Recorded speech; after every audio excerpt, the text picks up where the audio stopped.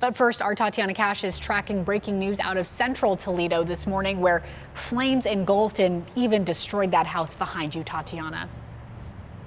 Engulfed and then actually came back after firefighters had to extinguish it a second time. We're here on the 2200 block of Hollywood Avenue, and what I can tell you now is that all is finally calm and quiet, a much different situation compared to what it was starting as early as at 11 o'clock last night, where here on the 2200 block of Hollywood Avenue, the home was engulfed in flames. The street had to be blocked off. 2 firefighters were injured while battling the blaze, as one firefighter actually collapsed from heat exhaustion.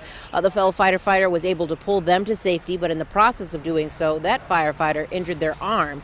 Both, though, were able to survive fighting these flames, receiving only minor injuries. Additionally, a victim was taken from the home and taken to the hospital. Their condition unknown at this time. The battalion chief said that they weren't able to comment on the condition, but what we do know from the battalion chief, the victim was in the home during the actual fire and then had to be rescued. It was a large duplex, nearly 3 stories, and in a hoarding condition.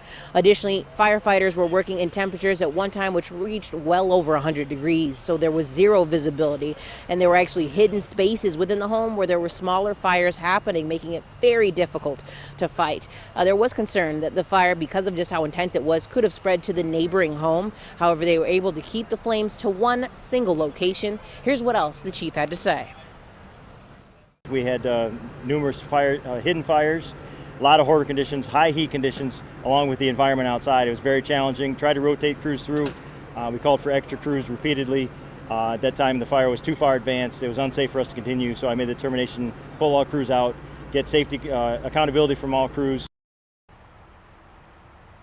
So the good news, again, they had to pull back for their own safety. They were able to extinguish the flames. They tore down the home, but as I had mentioned earlier, it did reignite in flames around 5:45. So we called 911 and were able to get fire crews back on scene to extinguish the flames. And it seems as though now, granted, the wildfire smoke is kind of hard to differentiate between that and then likely some smoldering smoke there, but it looks as though it could be completely done finally. Of course, we'll stay here, keep an eye on it. Send it back to you, though, in the studio. Tatiana Cash, WTOL 11.